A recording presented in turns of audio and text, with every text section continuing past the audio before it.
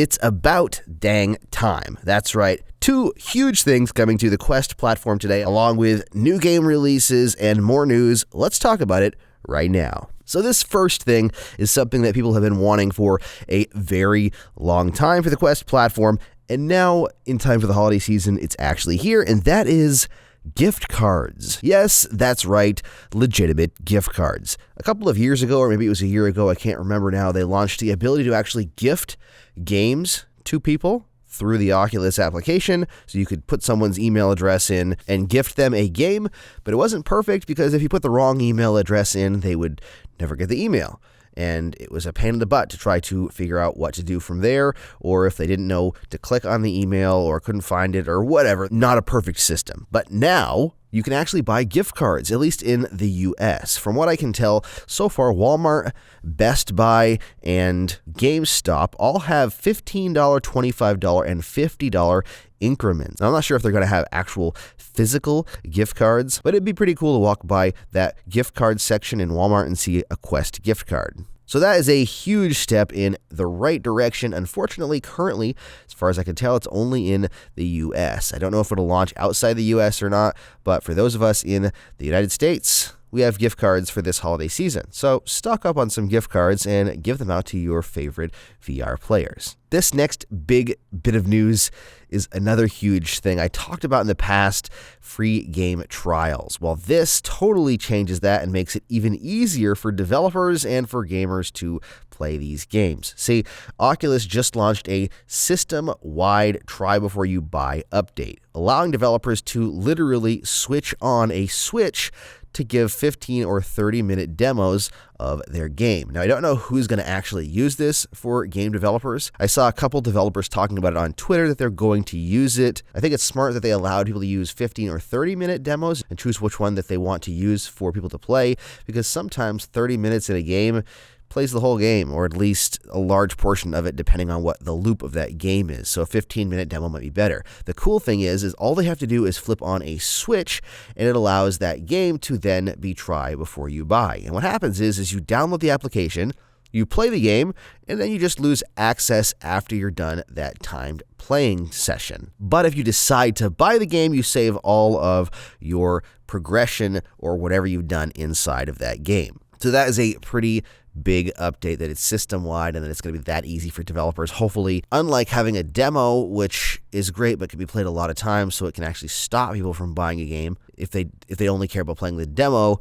Playing for 15 minutes kind of gives you a tease, and I think will make people want to play games more. So I think it would be smart for developers to implement that into their games. Oh, one quick note: when you take your headset off, the timer stops. So it's not like once you start playing, you have 15 minutes to play it. If you play 5 minutes and then have to take a break, once you put your headset back on and you jump into the game again, that's when the timer restarts. Also, newly released are these, the brand new soundcore earbuds. Let me tell you, having been testing them for a few weeks, I'm making a video on these, but they're fantastic. They're $99, but to have earbuds with a charging case, ultra low latency that just work really well and sound really good is insane. They actually sent them to me to do an ad, but I wasn't really sure how I was going to enjoy them, and holy, I was blown away. So thank you to them for sponsoring this video. Here's the ad with more info, and I will have a full review video coming in the near future. When it comes to VR, audio is just as important for immersion, but I always hated those over-the-ear headphones and those cables. That's where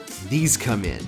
These are the Soundcore VR P10 earbuds. They're the first made-for-Meta, low-latency, true wireless gaming earbuds. These earbuds use Lightning Sync wireless technology for an ultra-low-latency experience. So that means you can actually play rhythm and FPS games without dealing with audio lag. It uses a USB-C attachment that plugs directly into your Quest 2. Don't worry, if you've got a battery strap, it does have a USB-C power pass-through. You can even simultaneously connect to your phone through Bluetooth, so you can squeeze in some time in VR without missing that important phone call and having to pause your game. Not only that, this is actually a multi-platform compatible device. You can plug the USB-C dongle into multiple devices, from the Quest 2 to a PS5 or even your Steam Deck. And if you grab extra USB-C dongles, you can actually switch instantly between your devices through the Soundcore app.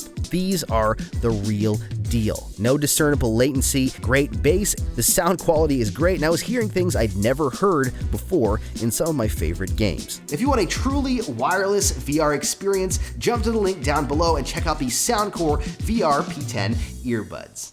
What else we got going on here? Well, there's some new games added to the coming soon section of the Quest store, including Iron Guard getting a full launch on the Quest 2. This game has been in App Lab for a little while, I think, but it's quite a fun game. If you haven't played it, it's like a top-down RTS style kind of tower defense game, and it's a lot of fun. It's getting a full launch on the official Quest store, so congratulations to Iron Guard. And this one is very interesting. It's called Surgeoneer, and it is probably one of the most disturbing and hilarious looking trailers that I've seen. So if you want to perform surgery, I don't even know what to say about this. If you want to perform surgery with whatever tools you want and dismemberment and lots of disturbing looking stuff, then keep an eye out for this one. It looks like it's going to be very interesting, to say the least. This is by the same team that did Hand Physics Lab, and it does have hand tracking support. So, are you ready to become a surgeon? I honestly don't even know what to say about this. There's also been some really interesting game updates recently. Gun Club VR actually got some big updates. Gun Club is one of those games that has been around for a long time, but a lot of people haven't played, and I think that they should, or if you have played it, they go back because it's that good. With all the gun customization, just the progression of the game, updates that they've added like the SWAT update and the Wild West update, there's so much in this game that it's still a great value to buy. Well, now it's even more of a great value because they've completely overhauled the visuals in the game. This is the comparisons that they gave, and I jumped in and wow, it is way better. From the new introduction tutorial type of section, which is different than it used to be and looks great, to the weapon skins, to the level textures and the gun sounds, and just everything looks even better, way more polished, and it just pops a lot more. Like, it's incredible. You should really try it if you haven't tried it. I definitely recommend checking out Gun Club VR's new update, Gun Club VR Reloaded. Now, The Exorcist also got an update. I have not tried that because I refuse to try that game because it's absolutely horrifying and terrifying, and I don't like horror games like that. But that apparently got a really big visual update as well. I'm not sure where these visual updates are coming from. Like, is the Quest getting more power, or are people just learning to optimize better with it? I'm very curious to see what other games get this treatment. Would you believe me if I said that there had been $1.5 billion in content revenue since the Quest launched? Well, that's pretty insane, but that's exactly the truth. Quest Content Store has actually gone past $1.5 billion in purchased VR content just since 2019. Insane. Absolutely nuts. That's a lot of money, and a lot of developers getting that money, which is absolutely awesome. At Connect, they actually shared some specifics, like so many games have gone over 10 million, 5 million. 1 out of every 3 games in the Quest store has made over $1 million, I think was what it was. That's incredible. So congratulations to the developers that have jumped on board for Quest. I think that Bone Lab actually earned its first million in a couple of hours. Like, it was not even 24 hours it earned its first million, I think is what it said. I can't remember what it was, but it was crazy. Golf Plus released some crazy news yesterday. They've actually gotten some new partners, investors, it seems like, including Jordan Spieth, Rory McIlroy, and Tom Brady, which is just absolutely crazy.